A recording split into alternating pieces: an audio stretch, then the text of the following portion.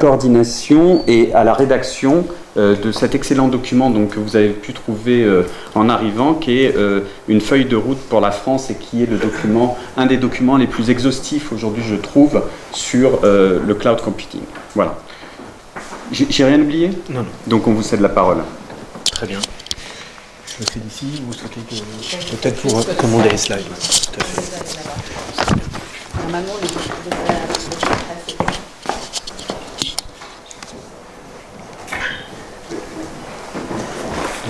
D'abord, bonjour à tous. Je voudrais saluer l'initiative de la DIGE de s'emparer de ce sujet, le cloud computing. Quelques mois à peine après que nous-mêmes, représentants d'industrie, nous ayons entrepris de traiter le sujet, à travers donc ce livre blanc, Cloud Computing, une feuille de route pour la France, dont je vais vous présenter les grandes lignes et auxquelles je vous renverrai pour évidemment approfondir le sujet, et notamment dans la continuité de l'atelier qui démarre aujourd'hui. Et je remercie également les organisateurs de cet atelier d'avoir souhaité nous inviter pour cette première réunion.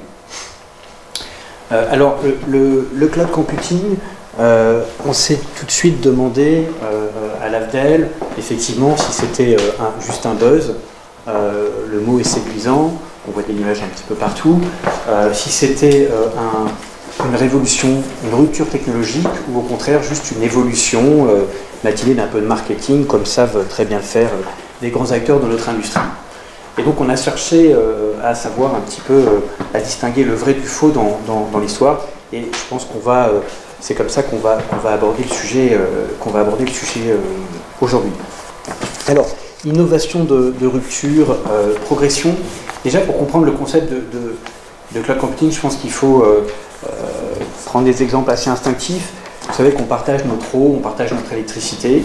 Ça viendrait à personne d'avoir une centrale électrique dédiée pour ses besoins propres ou d'avoir son propre système de gestion de l'eau. C'est l'inverse pour l'informatique.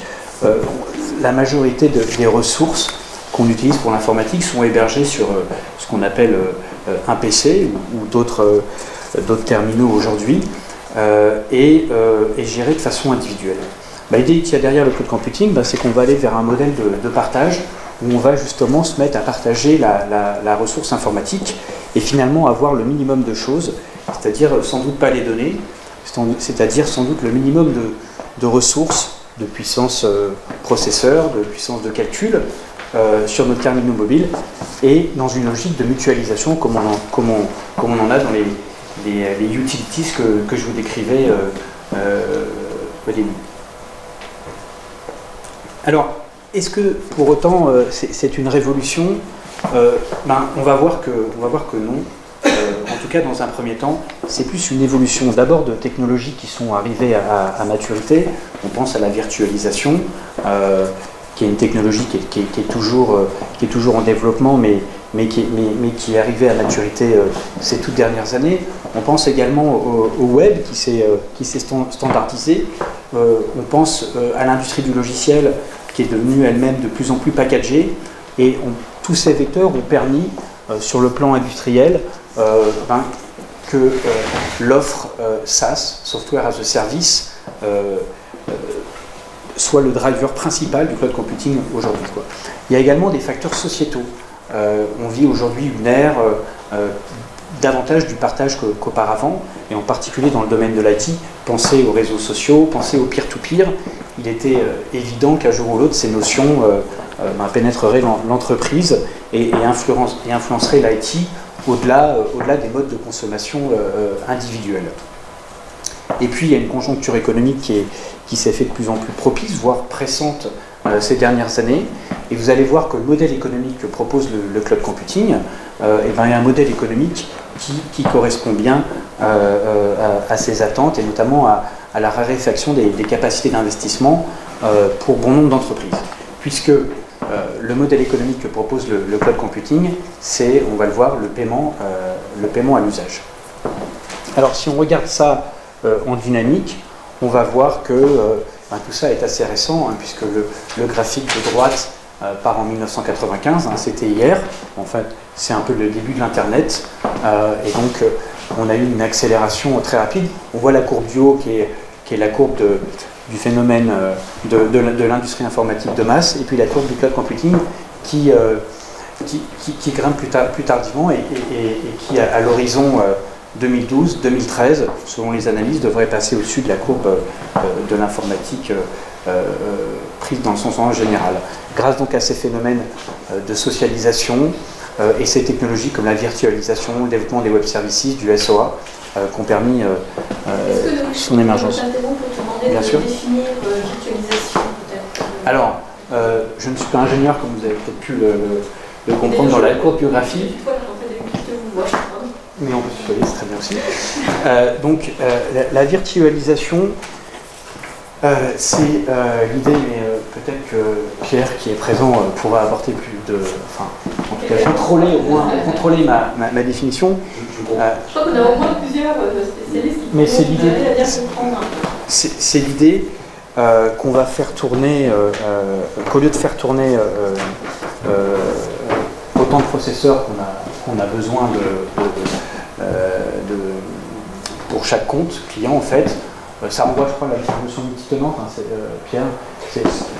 C'est l'idée de substituer à la notion d'une machine informatique physique la notion d'une machine informatique virtuelle. Et de séparer, de créer une couche qui sépare en fait le monde physique du monde virtuel. Vous avez, au lieu d'avoir un serveur informatique, vous avez un serveur informatique physique qui est une boîte avec des disques et des câbles. Vous avez la même chose, sauf que c'est virtuel. Virtuel, c'est que vous avez exactement le même type de service, mais ce n'est plus associé à un seul serveur informatique physique comme auparavant. Et de fait, vous pouvez avoir des serveurs virtuels, des machines virtuelles, qui ont des tailles tout à fait variables et qui n'ont plus rien à voir avec la structure physique qu'il y a dessous. Donc, vous pouvez avoir des toutes petites machines virtuelles et des énormes machines virtuelles. L'une utilisera le quart d'un serveur physique et l'autre utilisera 1000 serveurs physiques. Et pourtant, vu l'utilisateur, ça sera une seule machine. Et donc, la virtualisation, c'est cette capacité à séparer le monde physique du monde virtuel, celui où vous avez vraiment le plus besoin. Voilà, et donc ça se présente comme une couche indispensable dans les différentes couches qui composent le cloud computing et qu'on va préciser tout à l'heure. Il y a des acteurs, je crois que tu présentes après, comme VMware, qui en ont fait leur savoir-faire et qui connaissent une croissance exceptionnelle. Voilà. Tout à fait. Alors, l'autre point intéressant pour expliquer comment nous en sommes arrivés là, c'est le fait que finalement les besoins tels que les concevaient les consommateurs, les particuliers et les entreprises ont fini par se matcher. C'est-à-dire que là où les consommateurs souhaitaient une informatique qui leur permettrait de socialiser, de créer ensemble, correspondait finalement à la demande de l'entreprise d'une informatique simple avec des déploiements rapides, des retours sur investissement mesurables. Là où les consommateurs souhaitaient notamment des prix bas, la possibilité de changer de solution facilement, ce qui du côté de l'entreprise appelle l'agilité, et donc le recours à de l'interopérabilité, des standards. Bref, si vous voulez, le cloud computing, c'est en quelque sorte la promesse de l'informatique qu'on attend d'une certaine manière depuis quelques décennies maintenant. Alors promesse tenue, promesse pas tenue, on verra tout à l'heure.